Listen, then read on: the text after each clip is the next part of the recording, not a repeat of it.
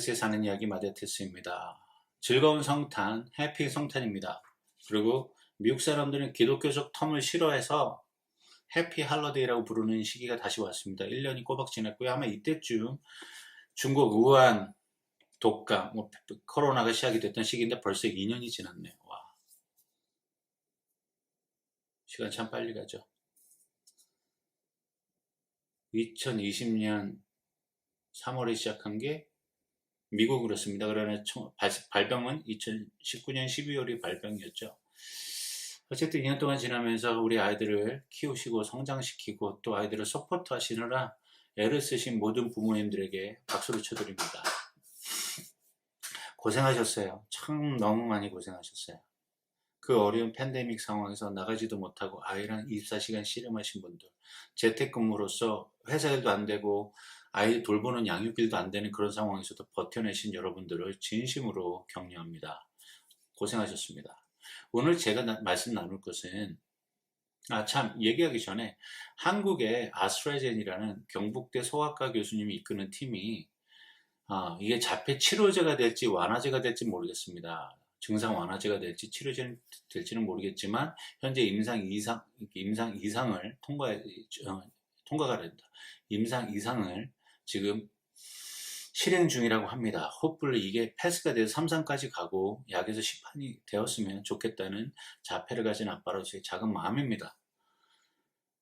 그분들이 누군가 또 거기에 인게이지해서 약을 만들고 고민하고 있다는 사실은 참 즐거운 거고 고마운 일인 것 같아요. 무슨 이유인지 모르지만 미국과 유럽 제약회사들 이상해서 이 연구가 멈췄습니다. 그 일을 그들 웹사이트에 올려놓지 않으니까 솔직한 얘기로 왜 멈췄는지 모르겠어요. 어쨌든 약이 진행 중이고 계속 나오려고 또 누군가 계속 시도하고 있다는 자체가 참 즐거운 일이고 저 같은 자폐 아이를 둔 사람들에게는 약간의 희망, 소망이겠죠. 또 반대로 어제 SBS에 굉장히 가슴 아픈 뉴스가 나왔습니다. 보신 분들은 있겠지만 제가 보면서 저게 나한테 닥칠 일일 수도 있겠다라는 생각이 들었어요. 20대 지적 장애인이 밖에서 속옷 차림으로 그 추운 겨울 밤에 새벽에 돌아다니는 걸 동네 분들이 발견하고 112에 신고해서 문을 따고 들어갔는데 아버님이 며칠 전에 돌아가셨다 그래. 그걸 연락도 못하고 누구한테 연락을 취하지도 못하고 그 시신을 바라볼 수밖에 없었던 그 20대 청년. 그래서 저는 솔직히 가슴이 아프더라고요. 근데 사실 할 수 있는 게 없어요. 우리 사회가 그거에 대해서 사실은 보호막이 별로 형성이 되어 있지 않아요. 지적 장애나 자폐 아이들, 특별히 그 severity가 그 중증 장애 자폐 아이들한테는 그게 어떤 사회적 보호막이 형성이 되어 있지 않아서 부모가 마지노선인 것 같아요. 거기가 부모가 끝이고 부모가. 그래서 이런 걸 고민하다가 자폐 심볼, 그 회사 가면 회사 그 출입 패치들이 있잖아요. 이거 무슨 IF 카드 뭐 이런 걸로 된 패치들이 있잖아요. 그런 것처럼 아이들한테 줬으면 좋겠다. 그래서 생각해보니까 우리 자폐인들의 심볼이 있어요. 다 보셔서 아실 거예요. 이 심볼입니다. 미국에 사시는 분들은 이 심볼을 다 아세요. 퍼즐로 되어 있는 심볼이죠. 여기는 이거는 스티커인데요. 제가 저희 차에 붙이고 좀 남은 거에 제가 아직 붙이지 않은 한 장이 남아있는 겁니다. 이 리본은 다 아실 거예요. 한국에서 세월호 노란 리본으로 다. 근데 이 리본은 어떤 상징성인 것 같아요. 어떤 단체든지 여기에 보시면 알겠지만 여기 이렇게 퍼즐로 이렇게 정성스럽게 모양이 나눠져 있습니다. 그러니까 이런 것들을 어떻게 활용을 잘 하면 이 집에 자폐아이가 있다 혹은 지적장애인이 있다 누군가의 도움이 필요한 가정에 살고 있다라는 게 물론 범죄의 표적이 되기도 하겠지만 동네 사람들에게는 어떤 어텐션 관심을 가질 수 있는 어떤 도움이 되지 않을까 그냥 제 생각입니다. 이런 심벌에 대해서 오늘 좀 얘기를 해보려고 해요. 그 어티즘 저널에 의하면 이 퍼스트 로고가 나온 게 1963년 영국에 있는 내셔널 어티스틱 소사이어티라고 합니다. 그래서 제럴드 게슨이라는 사람에 의해서 이분이 그 어티즘의 부모님이세요. 제럴드 게슨이라는 그 부모님들이 이 로고를 만드셨대요. 그래서 이게 뜻하는 바가 있습니다. 그리고 이 로고를 통해서 우리 아이들이 얻을 수 있거나 알 수 있는 게 있는데요. 이 패턴은 컴플렉시티를 얘기하는데, 여기 보면 지그재그로 돼 있고 라인이 복잡하게 그려져 있잖아요. 이게 컴플렉시티를 얘기한다고 합니다. 복잡한, 즉 우리 자폐 아이들은 단순하지 않죠. 사실 단순한 것 같으나 단순하지 않습니다. 뭐 상동에도 한 가지만 하고 벽만 보고 있고 뭐 혼자 중얼중얼중얼해서 이렇게 굉장히 단순해 보이지만, 그 행동을 하는 자체에서 굉장히 그 여러 가지 많은 생각들과 어떤 센서리 이슈들이 있기 때문에 그 컴플렉시티가 있는 거예요. 그 다음에 이 컬러가 다양해요. 노란색, 빨간색, 파란색 이런 그 컬러들이 있습니다. 이거는 인간의 다양성을 얘기한다고 합니다. 그러니까 어티즘이라는 아이도 있고, 비장애인도 있고, 소아마비도 있고, 슈퍼두퍼 천재인 아이들도 있고, 멘사회원에 들어갈 만큼 똑똑한 아이들도 있고, 혹은 누군가의 평생 도움을 받아서 사야 되는 사람도 있고, 백인도 있고, 흑인도 있고, 황인종도 있고, 인디안 부족도 있고, 아마존의 정글에 사는 네이티브들도 있고, 우리가 많은 이 땅에 다른 언어를 사용하고 다른 모양으로 살아가는 많은 종족들이 있다는 것을 이 컬러로 표현하는데요.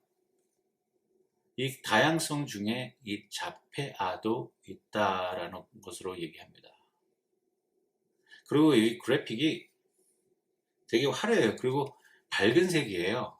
물론 컬러 그 조도나 농도에 따라서 이게 어두워질 수도 있고 밝을 수도 있지만, 이 어티즘 스티커에 쓰이는 컬러들은 보통 밝은 색의 블루, 레드, 옐로우 컬러들입니다.